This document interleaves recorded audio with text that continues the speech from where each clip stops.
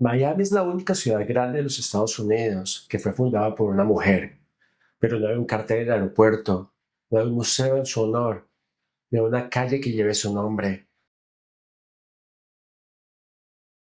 Si le preguntas a la mayoría de la gente que vive en Miami quién fundó la ciudad, nadie va a decir su nombre.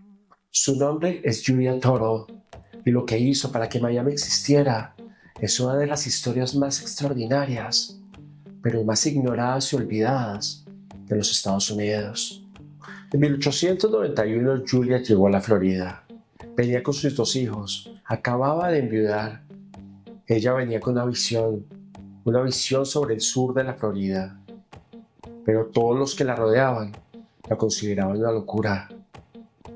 Quería construir una ciudad en un pantano que daba al extremo sur de la Florida, donde el calor era insoportable, los mosquitos estaban por todas partes y el hombre más poderoso del estado le había negado su ayuda. Este hombre era Henry Flagler, uno de los socios más importantes de Rockefeller. Era el dueño de todos los ferrocarriles de la Florida.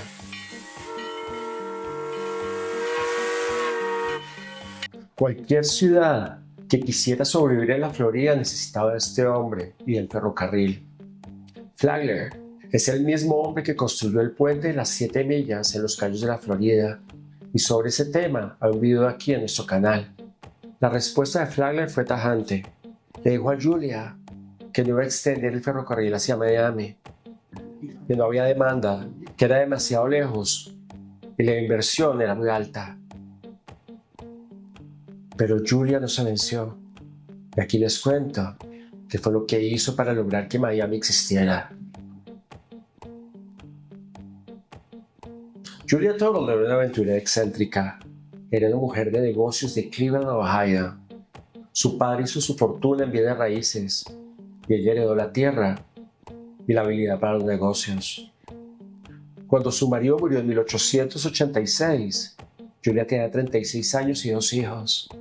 Para aquella época eso significaba dependencia, reducir sus expectativas y vivir con su familia. Pero Julia era diferente. Compró 640 acres en el sur de la Florida, en un pantano que era considerado inútil e insalubre. Y allí se mudó con sus hijos. Ella había visitado ese lugar muchos años atrás con su padre y tuvo una visión que no muchos tienen. Donde otros veían un pantano, ella veía un clima extraordinario, con una bahía preciosa y un potencial enorme para ser desarrollado. Pero sin el ferrocarril de Flagler esa visión era imposible. No se podía conectar el sur de la Florida con el resto del país. No se podía llevar materiales, no se podía llevar inversionistas. Así que Julia Tuttle le escribió a Henry Flagler para proponerle que extendiera su línea de tren hasta el sur de la Florida. Le incluyó mapas, incluyó números y muchos argumentos, pero Flagler la rechazó 2 veces. Pero nadie contaba con el invierno de 1894. Ocurrió algo que Julia no planificó, pero supo aprovechar mejor que nadie. El invierno de 1894 fue uno de los más duros de la historia de la Florida. La helada devastadora destruyó la industria cítrica del estado. Los naranjos, que era el sustento más importante del centro de la Florida, se destruyó en una sola noche. Pero milagrosamente al sur, donde Julia tenía sus tierras, los naranjos sobrevivieron intactos. Y Julia tuvo una idea genial. Tomó una de esas ramas con el naranjo en flor y se la envió a Henry Flagler para que viera que había un lugar en la Florida que el invierno no había tocado. E inmediatamente Flagler viajó al sur. Y al llegar allá se convenció que lo que Julia decía era verdad. En 1886 se extendió el ferrocarril hasta el sur de la Florida, hasta Miami, y ese mismo año se fundó la ciudad. Y Julia donó la mitad de sus tierras para hacerlo posible. Pero lo que ocurrió después fue lo borrado por la historia. Miami creció despacio al principio. A medida que iba avanzando los años, su crecimiento se iba volviendo mucho más rápido de lo previsto. En la década de los 20 se convirtió en las ciudades con más crecimiento en todos los Estados Unidos.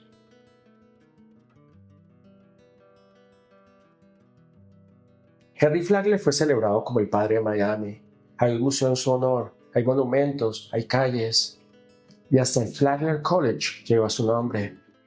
Julia Toro murió en 1898, 2 años después de haber cumplido su sueño por el cual había peleado y había financiado. Tenía 49 años.